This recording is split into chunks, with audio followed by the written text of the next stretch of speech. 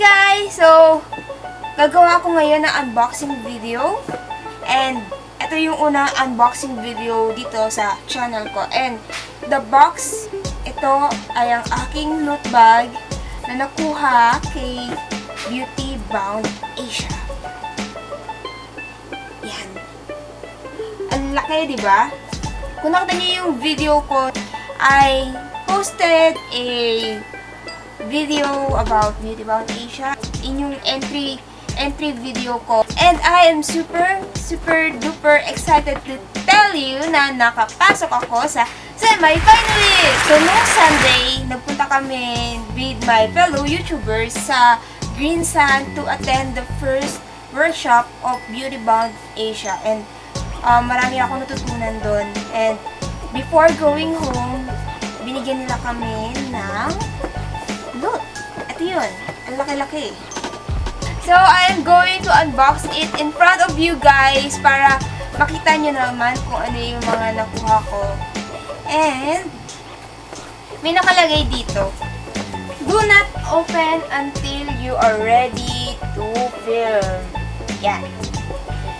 And, also, may letter na binigay si Beauty Bound. And it says that I should read this first. In case you were wondering what to do with this bag full of products. Congratulations on being a semi-finalist for Beauty Bound Asia. Inside this bag is a haul of beauty goodies and creator tools to enjoy from the world's best beauty brands, YouTube, and more. So the rest of this is just tips on how to do an unboxing video and how to submit the video. So, hindi ko na sasabihin sa inyo para hindi na humaba yung video. So, now, kasi alam ko excited na kayo malaman kung ano ang laman nito. And I'm super excited din! Ayan, ito yung nakalagay. Do not open until you're ready to film. At ito ang nasa loob ng box. Ano ba to? Yan. So, nakikita ko dito, ano to? There's a lot of this, ano ito? SK2. First time ko narinig yung brand na to. So, nakakahiya. So, I think based on the packaging, this is, made in Japan! So, this is the SK2 RNA Power Radical New Age. So, ito. Ano ito? Para bang moisturizer? Cheeks and chin. Para siyang moisturizer. Ay, may spatula. Bakit? Ang bigat! Grabe, ang bigat ng bote. Ito siya. Ito yung itsura niya. Ay, naka-seal. Try natin. Yan. At, meron siyang ganyan. Fairness, ang bigat ng bote.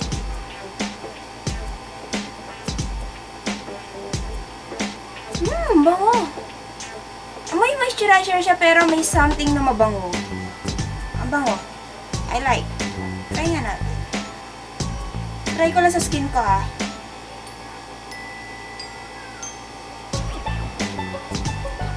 Wow! Medyo may pagka-watery yung ano niya, yung texture niya. So, hindi siya malagkit sa balat. Ang bango, grabe. Siguro kung may boyfriend kayo, parang gusto niya na i-kiss yung cheeks. Okay! So, another SK2 product. Ito ay isang essence. Ito siguro yung ina-apply bago ito. I think yung Radical New Age, para siyang line ng skincare from SK2. And ito naman yung essence, no?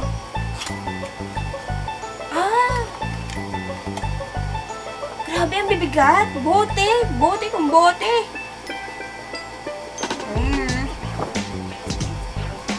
Wait lang. Napansin ko wala pala ako info card. Sabi may info card ako, ha? Bakit wala akong info card? And as usual, naka-seal siya. Seal for protection. Yan.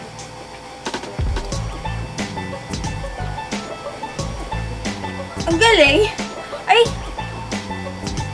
Magkaamay sila. Yung... Hindi ko ma-describe. Pero may matamis eh. Hindi ko... Para siyang tea. Ganda yung dropper niya, oh. May paslan. Ayan, paslan yung dropper. Very watery siya pag nilagay mo sa skin. Wow, bango. Alam nyo, at ito yung type ng mga skincare yung gusto ko. Ayoko ng ano, gusto ko talaga yung super watery lang siya kasi madali siyang i-absorb ng skin. Wow, bango. Woo! So, ito. Last but not the least, from the SK2 skincare, ay itong Pitera Essence. So iba to. Hindi siya RNA power tulad ng yung Radical New Age model. Yung dalawa, naunang dalawa, halos pareha sila nung, ano eh, nung parang range or skincare line. I think ito iba siya. Buksan na natin kung ano.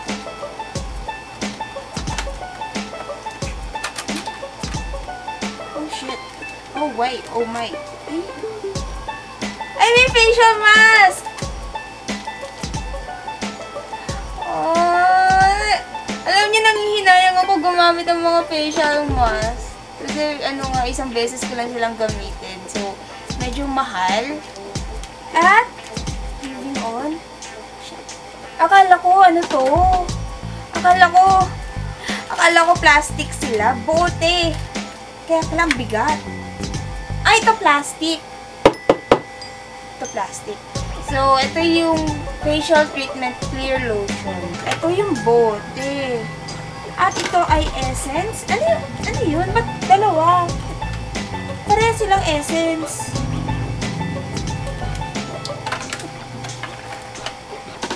Hindi ko mag-gets. Dalawa. Pero, magkaiba sila ng, ng texture. May dropper. Tapos ito parang more on liquid siya.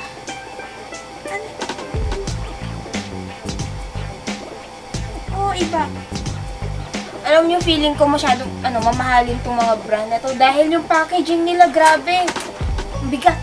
So, we're done dito sa mga skincare. Now, let's move on sa natitirang box. Oh, I can see na meron akong sticker na nakikita.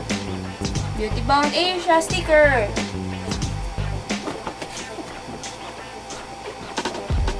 So, ang laman nitong unang box, akala ko siya, akala ko isang box siya. Ay, may YouTube mirror. Dadalhin ko to sa bag ko para malaman nilang YouTuber ako. Tingnan natin yung loob.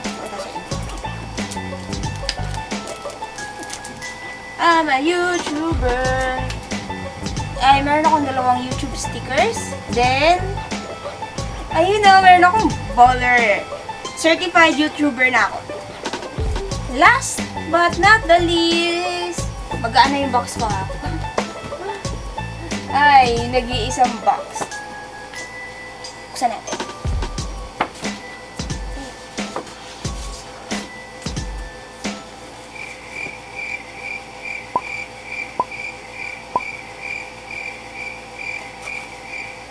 Ano to? Tissue holder?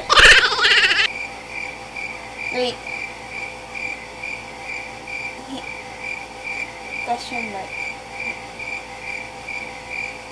Or sunglass?